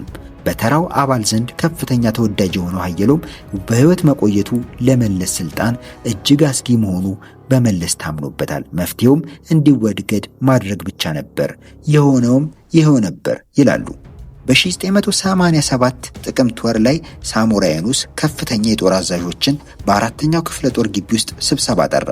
የስብሰባው አጀንዳም ኤርትራ በቀይ ባህር ላይ ያሉት የሃኒሽ ደሴቶች ይገባኛል ብላ ከየመን ጋር ጦርነት ውስጥ ስለመግባቷ በማውሳት የኢትዮጵያ ጦር ከኤርትራ ጎን ተሰልፎ የመንን ሞጋት እንዳለበት ይገልጻል። የስብሰባው ተሳታፊ የነበረው ሀየሎም አርአያ የኤርትራን ፍላጎት ለማሟላት ሲባል መለስ የሚያደርገውን ተጽዕኖ በማስታወስ የቀረበውን ሐሳብ ፈጥኖ በመቃወም ግልጽ በሆነ ቋንቋ አንድም ኢትዮጵያዊ ወታደር ለሌላ ሀገር ጦርነት መዋጋት የለበትም የሚል ቃል ተናገረ። ይህንን ግልጽ እና ድፍረት የተሞላበት ተቃውሞ የሰማው ተሰብሳቢ ጸጥ ረጭ አለ። የሀየሎም አቋም በወታደሩ ዘንድ ተደማጭነት እንደሚኖረው እና የመለስ ዜናዊ ትዕዛዝ ውድቅ ሊሆን እንደሚችል የተረዳው ስብሰባውን በመምራት ላይ የነበረው ሳሞራ የኑስ የቡና እረፍት እንዲሆን ያሳሰበና ስብሰባው ተቋረጠ። ከ15 ደቂቃ የቡና እረፍት ሲመለሱ የሰብሳቢነቱን ወንበር ከሳሞራ በመውሰድ መለስ ዜናዊ ራሱ ጉዳዩን መልሰው እንዲያዩት በሚል ቀጠለ። መለስ ንግግር ማድረጉን ቀጥሎ ቀደም ሲል የሀየሎም የሰነዘረውን ተቃውሞ አዳምጫለሁ በማለት ኤርትራ እንደ ማንኛውም የጎረቤት ሀገር የምትታይ ባለመሆኗ ብሎም የጋራ መከላከል ስምምነት የተፈራረመን በመሆኑ ልዩ ወዳጃችንን የመደገፍ ግዴታ አለብን በሚል የሀየሎምን ተቃውሞ ውድቅ አደረገው። ሀየሎም በበኩሉ ኢትዮጵያ አንዲትም የደም ጠብታ ለኤርትራ ሲባል መገበር እንደሌለባት በአጽንኦት በመግለጽ የሻዕቢያ ደም በገነፈለ ቁጥር ከተነኮሳቸው የጎረቤት ሀገሮች ጋር ጦርነት መግጠም አይገባንም አለ። ስብሰባው አዳራሽ ውስጥ ከነበሩት ከፍተኛ የጦር አዛዦቹ መካከል ግን አንዳች ሀየሎም የሚለውን ለመደገፍና ቃል ለማሰማት ድፍረት አላገኙም። የሀየሎም አቋም የማይለሳለስ መሆኑን የተረዳው መለስ የመጀመሪያው እርምጃ ሀየሎምን ከወታደራዊ ዝግጅቱ ገፋ አድርጎ አስወጣው። ለኤርትራ ድጋፍ የሚሰጠው የኢትዮጵያ ጦር ዝግጅትም ሀየሎም በማይሳተፍበት ኮሚቴ እንዲቀናጅ በሚስጥር ተወሰኑ። ጉዳዩን መለስና ሳሞራ ብቻ እንዲመሩ ተደረገ። ይህ በእንዲህ እንዳለ የኢትዮጵያ ጦር ከኤርትራ ሰራዊት ጎን ተሰልፎ ለመዋጋት የሚያስችለውን ዝግጅት እያፋጠነ ነበር። ይህንንም ያረጋገጠልን ይላሉ የሴራ ተንታኞቹ። ጉዳዩን በቅርብ የሚያውቅ የጦር መኮንን እንዳረጋገጠው ውጊያ እንድንገባ ትዕዛዝ ተሰጠን። ባለባበሳችንም ሆነ በማናቸውም ወታደራዊ ትጥቅ ረገድ የኤርትራ ወታደር መስለን እንድንታይ ጥብቅ መመሪያ ተሰጠን። ብንማረክ ወይ አስክሬናችን የመኖች እጅ ቢወድቅ በሚል የኤርትራ ወታደራዊ መታወቂያ ተቀበልን። በመጨረሻም ሌሊቱን ስንገሰግስ አድረን በወሎ ባቲ በማድረግ ኤርትራ ቁጥጥር ስር ወዳለው የአፋር ግዛት ገባን። ተሻግረንም አሰብ ወደብ በመድረስ ወደ አውደ ውጊያው ተቀላቀልን። ይህ ሁሉ ሲሆን የኢትዮጵያ ሕዝብ አንዳች መረጃ አልደረሰውም። የሞቱ ወታደሮቻችን ሬሳ ሳይነሳ ቤተሰቦቻቸው ምንም አይነት መርዶ ሳይነገራቸው ተዳፍኖና ተድበስብሶ አለፈ ይላሉ።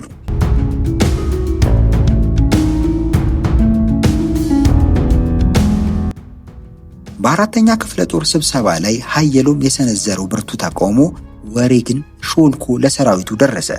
መለስ ዜናዊ ከኤርትራ ጋር በፈጠረው ልዩ ግንኙነት የተነሳ በስልጣኑ ላይ አደጋ ያንዣበበ ቢሆንም ለዚህ አደጋ ዋነኛ ተጠሪያ ተደርጎ የተቆጠረው ሜጀር ጀነራል ሀየሎም አርአያ ያንን ተቃውሞ ባሰማ ሁለተኛ ወር ላይ በመዝናኛ ስፍራ በሰካራም ጥይት ተደብድቦ እንዲገደል ተደረገ።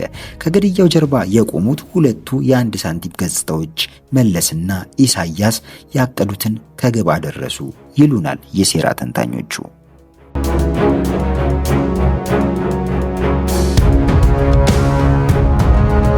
የሀየሎም ህልፈት በተራ ጸብ የተነሳ አይደለም የሚሉ ሰዎች በሀየሎም ህልፈት ውስጥ ብዙ የእዝ ሰንሰለቶች አለ ብለው ያስቀምጣሉ።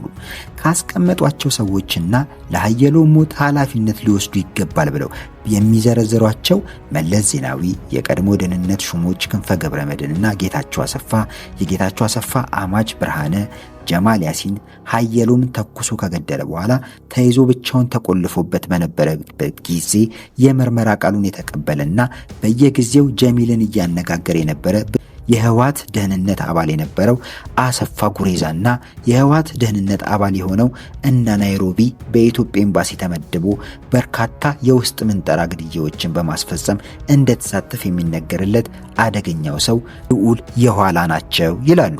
ሴራ ተንታኞቹ እንደሚሉት ጀሚል ያሲን የተባለው የኤርትራ ዜግነት ያለው ግለሰብ እንጀራ ፍለጋ ስደት ወጣው በሚል ሽፋን ሳውዲ አረቢያ ውስጥ ዘለግ ላሉ ዓመታት የኖረ ሲሆን እውነቱ ግን ውጭ የሚኖሩ ኤርትራውያንን በህቡ ለማጥመድ የተጠመደ የሻዕቢያ ሰላይ ነው ይላሉ።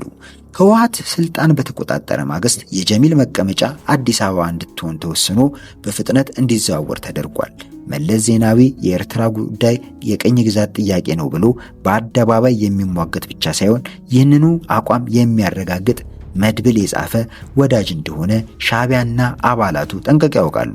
ስለሆነም አዲስ አበባ መለስ እጅ መውደቋ ነፃ ለመውጣት የነበረውን ጥያቄ በማያሻማ መንገድ ከማረጋገጡም በላይ የሻዕቢያ ሰዎች ኢትዮጵያ ውስጥ በመረጡት ቦታ ባሻቸው መታወቂያ መኖርና ተግባራቸውን ማቀላጠፍ እንደሚችሉ ዋስትና አግኝተዋል ይላሉ። ይህም ግምት ውስጥ በማስገባት ጀሚል መቀመጫውን ከሳውዲ አረቢያ ወደ አዲስ አበባ ማዘዋወር መርጧል። ጀሚል ያሲን አዲስ አበባ እንደተዘዋወረ ራሱን የንግድ ባለ ሀብት አድርጎ በማስተዋወቅ 300,000 ብር ከብሔራዊ ባንክ ብድር እንዲወስድ ይፈቀድለታል። ከህወሓት የውስጥ ሹማምንት ጋር ለመገናኘት የተመቻቸለትን ልዩ ፍቃድ በመጠቀም ኢህአዴግ በሚጠራቸው ይፋዊ ስብሰባዎች ላይ እየተገኘ የህወሓት ተቆርቋሪ ወዳጅ መሆኑን አስመስክሯል። እንደ ሴራ ተንታኞቹ ገለጻ ለሀየሎም ግድያ ዋነኛ ተጠያቂው መሃል ኡመር ገረወይናይ እና የሻዕቢያ የደህንነት ሰራተኛ የሆነው ወዲ ኡመር ናቸው ይላሉ። አዲስ አበባ ለረጅም ዓመታት የኖረ ነጋዴ ሲሆን ኡመር በኤርትራ ጦርነት መፈንዳት ማግስት እንደ ሌሎች ኤርትራውያን ከሀገር የተባረረ ግለሰብ ነው። ኡመር በወቅቱ የደህንነት ሚኒስተር ምክትል የነበረው ጌታቸው አሰፋ ጋር የጠበቀ ግንኙነትና ወዳጅነት እንደነበረው ይታወቃል። የኡመር ልጅ ወዲ ኡመር የሻዕቢያ ደህንነት ሰራተኛ ሲሆን የሀየሎምን ግድያ እንዲፈጸም ለመምራት አዲስ አበባ ሲመጣ አባቱ ባቀረበለት ተሽከርካሪ የጌታቸው አማች በሆነ ወጣት ብርሃኔ ሹፌርነት ተግባሩን ከሂልተን ሆቴል ሲያቀላጥፍ ቆይቷል ይላሉ። ወጣት ብርሃኔ በሹፌርነት እንዲያግዝ የተመረጠበት ምክንያት ከሌሎቹ ይልቅ አዲስ አበባን ጠንቅቆ ስለሚያውቃት፣ በትራፊክ በኩል ችግር እንደሌለበት ስለሚታወቅ፣ እንዲሁም በዕድሜው ወጣት እንደመሆኑ ጠለቅ ብሎ ስለ ፖለቲካ ሴራ ጥርጣሬ ውስጥ አይገባም በሚል ግምት ነበር።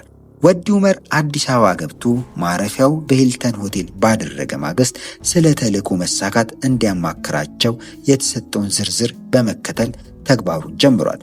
በየዕለቱ ሰዎች ያገኛል። አንዳንድም ቀን ከማንም ጋር ሳይገናኝ በከተማይቱ ተዘዋውሮ ሲመሽ ሆቴል ይመለሳል። ይሁንና በየምሽቱ ከአስመራ ጋር በልዩ የራዲዮ መገናኛ አማካኝነት የደረሰበትን ደረጃ ሪፖርት ያቀርባል። ከብዙ ሰዎች ግንኙነት ማድረጉ ቢታወቅም ከጀሚል ያሲን ጋር ፊት ለፊት የተገናኙት ግን በመጣ በ15ኛው ቀን ማብቂያ ገደማ ነበር።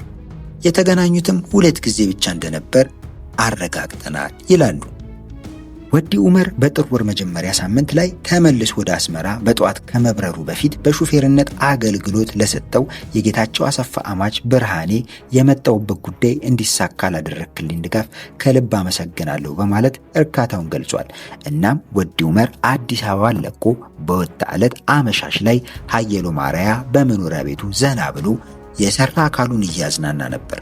ይሁንና የቤቱ ስልክ ተደውሎ ሲያነሳ መስመሩ ላይ ወዳጁ ፕሮፌሰር እንድሪያስ እሸቴ ቀርቦ ምሽቱን አብረው እንዲዝናኑ ይጋብዟል። ሀየሎም ያን ዕለት ለመውጣት ስሜት እንደሌለው በመግለጽ ቅርታ ጭምር ቢጠይቅም ፕሮፌሰሩ የልመና ያህል ለኔ ስትል ተቸገር በሚል ይማጸነዋል። በጨዋታ ወዳድነቱና ከተራው ዜጋ ጋር በመቀላሉ ተቀላቅሎ የመላመድ ባህሪ እንዳለው የሚነገርለት ሀየሎም የወዳጁን ተማጽኖ መጋፋት ሀፍረት ሆኖበት በመጠጥ ቤት ለመገናኘት ይወስናሉ። ብዙ ጊዜ እንደሚያደርገው ሁሉ ሀየሎም ጠባቂ ወይም አጃቢ ይዞ መዝናኛ ስፍራ አልሄደም። እንድሪያስና ሀየሎም ተገናኝተው መጠጥ አዘው ብዙም ሳይቆዩ ጀሚል ወደ መጠጥ ቤቱ ዘልቆ በመግባት ሰላምታ ተለዋውጦ ከነ ሀየሎም ጠረጴዛ ይቀላቀላል። ከአፍታ በኋላ ሰላማዊ ጨዋታ ይመስል የነበረው የቃላት ልውውጥ ከረር ወዳለ ንትርክ ይለወጣል።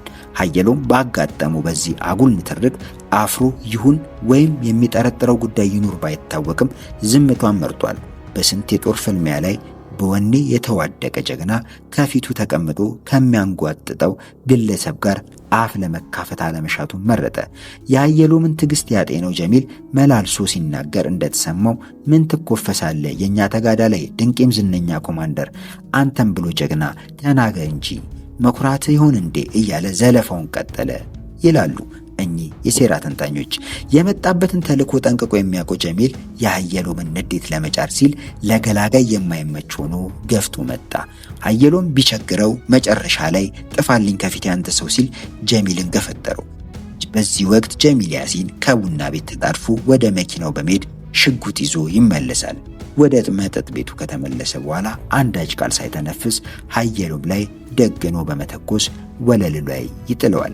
በረጅሙ የትግል ውጊያ ዘመን የተለያየ የመቁሰል አደጋ ደርሶበት መልሶ እያንሰራራ እንደ ነብር ይዋጋ የነበረው ጀግና ጥይት አይበሴ እየተባለ ስንኝ የተቋጠረለት ዜማ የተቃኘለት ትግል አርበኛ ዛሬ ግን አካሉ እንኳን ማላወስ ተስኖት እስከ ወዲያኛው ተሰናበተ። ከትግራይ ጎጆች እንደንም መተመው ለመልካም ዘመን መባትና ለሰብአዊ መብት መረጋገጥ ሲሉ የተዋደቁ ሺዎችን ያዋጋና ያኮራ ስመጥሩ ሀየሎም አርአያ ከመጠጥ ቤት ወለል ላይ ለዘላለሙ አሸለበ። በጦር ሜዳ ሙያ የተካኑ የደርግ አዋጊዎች ተኩሰው ያልጣሉትን ጠንካራ ታጋይ በሚያምናቸውና የትግል አጋሮቼ ናቸው ብሎ እምነቱን በጣለባቸው ረጃጅም ሙጃ ሴራ ወጥመድ ስር ወድቆ ከመሽታ ቤት ወለል ላይ ተዘረጋ። አሟሟቱን አቀናብረው ቀምመው እንደ ጀግና ሳይሆን እንደ መሸተኛ እንዲሞት ፈረዱበት ይላሉ የሴራ ተንታኞቹ።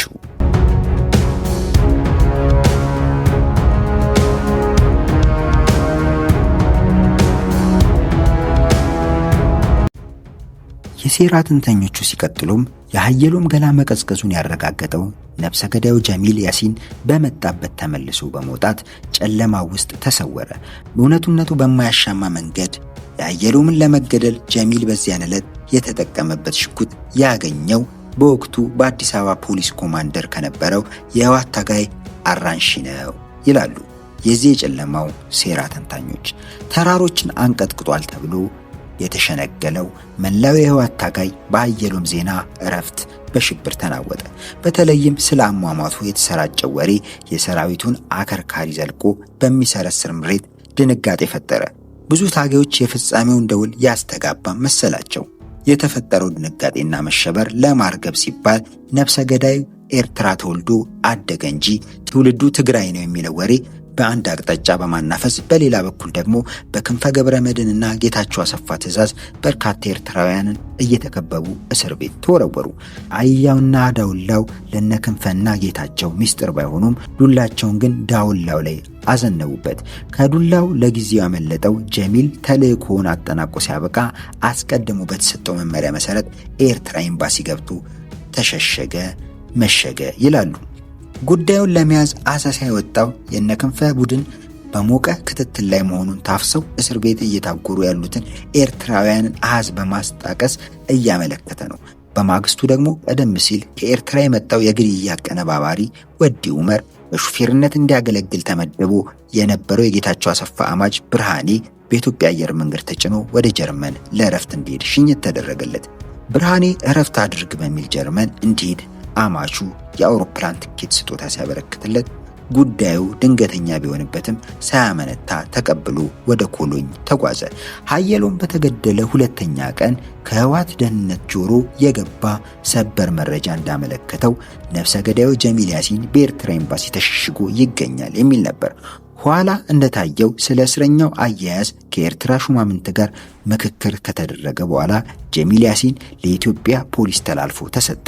ጀሚል ከኤርትራ ኤምባሲ ተይዞ ሲወሰድ በአንደበቱ ሲናገር እንደተሰማው ህዝባዊ ግንባር ሻዕቢያ የሰጠኝን ግዳጅ ተወጥቻለሁ፣ እኔ ህዝባዊ ግንባር አባል እንጂ ወንጀለኛ አይደለሁም በማለት ለኢትዮጵያ ፖሊስ መተላለፉ ቀደም ሲል ከነበረው የግድያ እቅድ ጋር እንደሚጻረር አመልክቷል።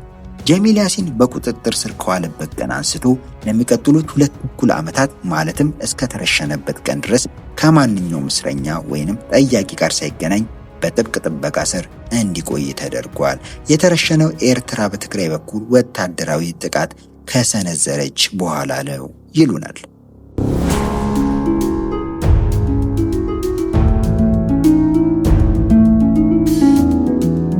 እንደ ሴራ ተንታኞቹ ከሞት ዜና ጀርባ ኋላ አሰፋ ጉሬዛ የሚባል ሰው አለ ይላሉ።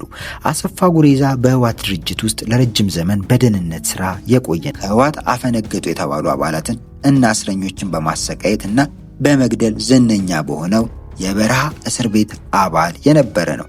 ይህ የህወሓት ታማኝ ገራፊ በጭካኔው የተመሰከረለት በመሆኑ የሀየሎምን ግድያ በሚመለከት ከጀሚል ያሲን ቃል እንዲቀበልና ምርመራ እንዲያካሄድ ሙሉ ስልጣን ተሰጠው። ጀሚል ያሲን ከአሰፋ ጉሬዛ በስተቀር የሰው ዘር ሳያይ ምናልባትም በስምምነት መሰረት ከነገ ዛሬ ይለቀቃለሁ ብሎ ተስፋ እንዳደረገ ከነ ምስጢሩ እንዲወገድ ተደረገ። ጀሚል ምንም ይበል ምን ዝርዝሩ ለቋሚም ሆነ ለታሪክ ለዘመድ የሚሆን ለጠላት እንዲያቆይ ግዳጅ የወደቀው መርማሪው አሰፋ ጉሬዛ ላይ ብቻ ነበር። ይሁንና ጀሚል ያሲን ስለፈጸመው ግድያ የሰጠው ቃል የዘረዘረው ምስጢር አሰፋ ጉሬዛ እጅ እንደሚገኝ በተለይ የነመለስ ቡድን ጠንቅቆ አወቀ። ይህ ሚስጥር በሆነ ሰበብ አፈትልኩ ከሰራዊቱ ዘንድ ቢደርስ መዘዙ እጅግ አደገኛ እንደሆነ ተገነዘቡ። ስለዚህ መፍትሄ ፈለጉ። አሰፋ ጉሬዛ ከጀሚል ያሲን የተቀበለውን ታላቁን የግድያን ሴራ በሊናው እንደተሸከመ በዲፕሎማትነት ሹመት አግኝቶ ወደ ናይሮቢ ኢትዮጵያ ኤምባሲ እንደ አውሮፓውያን አቆጣጠር መጋቢት 1998 ዓ.ም ተላከ ይሉናል የሴራ ተንታኞቹ። ናይሮቢ አየር ማረፊያ ሲደርስ አፓርተማ ተዘጋጀለት። ስፍራው ሃርሊንገም የሚባል ከዝነኛው የአያ ሴንተር ዝቅ ብሎ የሚገኝ ሰፊ ግቢ ነበር። ቤት ብቻ ሳይሆን መኪናም ተዘጋጅቶለታል። ሲቪል ታርጋ ያላትና በኤምባሲው ከ1983 ዓ.ም ጀምሮ የደህንነት ተጠሪ ሆኖ በቆየው ልዑል የኋላ ስትነዳ የቆየች ነጭ ቶዮታ ካምሪ ነበረች። አቀባበል ያደረገለትም ይኸው ልዑል የተባለው ነባር የህወሓት ጸጥታ ሰራተኛ ነበር።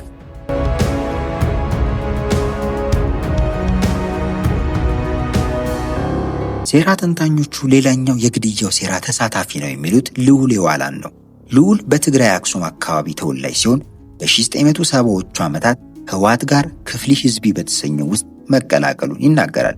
በበረሃ ብዙ ሳይቆይ በአንድ አጋጣሚ አሰሳ በወጡ በደርግ ድጋፍ በተደራጁ የትግራይ ወጣት አብዮተኞች እጅ ማህበር ደጓይ በተሰኘ መንደር ውስጥ ይያዛል። እጁን አሳልፎ ለመንግስት የሰጠ ቢሆንም በእስር ብዙ ሳይቆይ ይፈታል። ኋላ በ1974 ዓ.ም አዲስ አበባ ዩኒቨርሲቲ ገብቶ እስከ 1976 ድረስ በኢኮኖሚክስ ዘርፍ ትምህርቱን ይከታተላል። ይሁንና በ1976 መገባደጃ ላይ በህቡ ለህወሓት እንደሚሰራ ተደርሶበት በደርግ ደህንነት ከዩኒቨርሲቲው ቅጥር ግቢ ተይዞ ማዕከላዊ ይታሰራል። ልዑል አሁንም በእስር ብዙ ሳይቆይ ከ1979 እስከ 80 አካባቢ ከማዕከላዊ በዋስ ይፈታል። ከዚህ በኋላ እንቅስቃሴው በደህንነት እይታ ውስጥ መሆኑን ተገንዝቦ ይመስላል በሞያሌ በኩል ወደ ኬንያ በመሰደድ መርሳቤት በተሰኘው ከናይሮቢ 400 ኪሎ ሜትር ሰሜን ምስራቅ የስደተኞች ሰፈር ይጠለላል። ህወሓት አዲስ አበባን ሲቆጣጠር ልዑል በጉስቅልና ይኖርበት ከነበረው የመርሳቤት ስደተኞች ሰፈር ታጅቦ በቀጥታ ናይሮቢ መጣና አዲስ እየተደራጀ ባለው በናይሮቢ የኢትዮጵያ ኤምባሲ ደህንነት ሹመንበር ይሰጠዋል። ልዑል የኋላ በናይሮቢ ቆይታው አንዳንድ የኢትዮጵያውያን በተለይም የፖለቲካ ተሳትፎ የነበራቸውና ህወሓት ያሰጉኛል ያላቸውን ሰዎች እንዳጠፋ ይነገርለታል። የሴራ ተንታኞቹ ለልዑል የኋላ የጭካኔ ተግባር እንደ ምሳሌ እንደሚጠቅሱት የቦረናው ተወላጅና በደርግ ዘመን የቦረና ክልል አስተዳዳሪ የነበሩት ሻለቃ ጃተኒ አሊ ያስወገደበት መንገድ ነው። የሴራ ተንታኞቹ ሲቀጥሉ አሰፋ ጉሬዛ የዲፕሎማት ካባ ተጎናጽፎ ናይሮቢ ሲገባ አቀባበል ያደረገለት ይሄው ልዑል የኋላ ነበር። በግል ታርጋ በሚያሽከረክራት ንብረትነቷ የኤምባሲ የሆነችው ቶዮታ መኪናም እንዲጠቀምበት ሰጥቶታል። አጠገቡ ተቀምጦ ከተማዋን እያለማመደው ሰነባብቷል። አንድ ምሽት ግን አሰፋ ቤቱ ሊገባ ከቅጥር ግቢው ደርሶ ዘበኛው በር ይከፍታል ብሎ ሲጠብቅ ሌሎች እንግዶች ጎትተው አውጥተው በጥይት ጠቅጥቀው ያሰናብቱታል። ናይሮቢ የመኪና ዘረፋ የተለመደ ወንጀል በመሆኑ ዜናው በኢትዮጵያውያን ዘንድ ሲደርስ ብዙ ሰው አዘነ። ተደጋግሞ እንደሚደርሰውና መኪናቸው የተዘረፉ ግለሰቦች በናይሮቢ ቲቪ ዜና ማሰራጫ ላይ ቀርበው ሲናገሩ እንደሚሰማው የጦር መሳሪያ ደግነው መኪና የሚነጥቁ ዘራፊዎች ሰው የሚገድሉ አሻፈረኝ ብሎ ለመቋቋም የሚከጅል ሰው ሲያጋጥማቸው ነው። ታዲያ አዲሱ ዲፕሎማት እንግዳ በመሆኑ ከመኪና ውረድ ሲሉት ስላንገራገረ ገደሉት ተብሎ በሰፊው ተወራ። ክፉ ዕድል ገጠመው ብሎ ሰሚው አዘነ። ቆይቶም ጉዳዩን ረሳው። በወቅቱ ሮይተርስ የተባለው የዜና ድርጅት ግድያውን እንዲህ ሲል ዘገበ። A senior Ethiopian diplomat was killed April 3, 1998 in the Kenyan capital. First Secretary Asafa Gebreselassie, aka Asafa Gureza, was shot dead and his car stolen after robbers approached at the gates of his home. የሴራ ተንታኞቹ እንደሚሉት አሰፋ ጉሬዛ ሲያሽከረክራት አምሽቶ በዘራፊዎች ተወሰደች የተባለችው ነጭ ቶዮታ ካምሪ ከ6 ወራት በኋላ ወደ ኤምባሲው ቅጥር ግቢ ተመልሳ በደህንነት ወንበር ላይ አዲስ ለተመደመው የማነ ለተባለ ወጣት ዲፕሎማት ተሰጠች። በወቅቱ የኤምባሲው ሰዎች ሲናገሩ እንደተሰማው በኬንያ ፖሊስ እርዳታና ክትትል መኪናችን ተገኘች ተብሏል።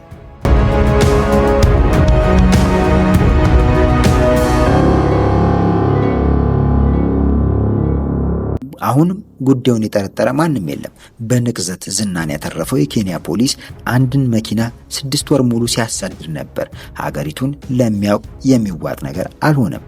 ገሃድ የሚታወቅ ሀቅ ቢኖር ግን ናይሮቢ መኪና የሚዘረፈው በቡድን በተደራጀ ማፊያ መሆኑን፣ የተዘረፉ መኪኖች ውለው ሳያድሩ ወደ ጎረቤት ሀገር ታንዛኒያና ዩጋንዳ እንደሚሻገሩ፣ በቁም ወይም በትንተናቸው ወጥቶ ለመለዋወጫ እንደሚሸጡ ነው። ናይሮቢ የኖረ ማንኛውም ኢትዮጵያዊ ይህንን ሀቅ ይመሰክራል።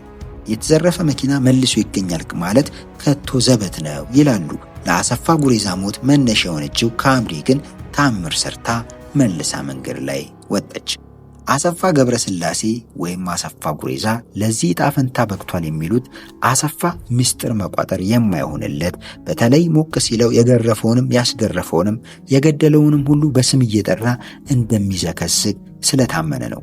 ይህን ባህሪውን እያወቁ ያንን የምርመራ ግዳጅ ለምን ሰጡት ብሎ መጠየቅ ቢቻልም ግለሰቡ በምርመራ ስራ ብዙ ዘመናት መቆየቱ ጉዳዩ አስጊ የሆነ ሲመጣ ግን ሰውየውን ከማስወገድ ሌላ አማራጭ አልነበራቸውም ነበር።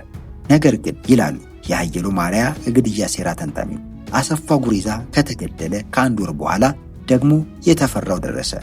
ሻዕቢያ ኢትዮጵያን ወረረ። ከሻዕቢያ ጋር ያለን ግንኙነት በወርቅ የተገነባ በደም ቀለም የተጻፈ ታሪክ ነው። ሻዕቢያ ኢትዮጵያን ይወራል የሚሉ የጠላ ቤት አሉባልተኞች ናቸው እያለ የህዝቡን ጦርነት ስጋት ሲያጣጥል የኖረው ጠቅላይ ሚኒስትር መለስ ዜናዊ ደግሞ የሚይዘው የሚጨብጠው ጠፋ። ህዝቡና የውጭ ሚዲያዎች ሳይቀሩ መለስ ዜናዊ የቁም እስረኛ ሆኗል ብለው ቢያወሩምና ለፍርድ የሚያበቁ ከባድ ወንጀሎች ቢኖርበትም ጸረ ሻዕቢያ ተብለው የተወራላቸው ከፊሎቹ የህወሓት አመራር ግን የህዝቡን ድጋፍ ሳይጠቀሙ እንዳንቀላፉ ቀሩ ይላሉ እነኚህ የሴራ ተንታኞች። ለጥቀውም መለስ ያቺን ቀውጢ ሰዓት ለማለፍ ሲል የራሱን እርምጃዎች ይወስድ ጀመር። አንዱም ጀሚል ያሲንን የምስጢር ፋይሉን እንደታቀፈ ወደ መቃብሩ መክተት ነበር። የመለስ ታማኝ ካድሬዎች ሀየሎም አርያ በመሽታ ቤት ተገደለ ብለው በሰፊ ያሰራጩት ወሬ የፈጸሙትን ወንጀል ሊደብቀው አይችልም ይላሉ የሴራ ተንታኞቹ።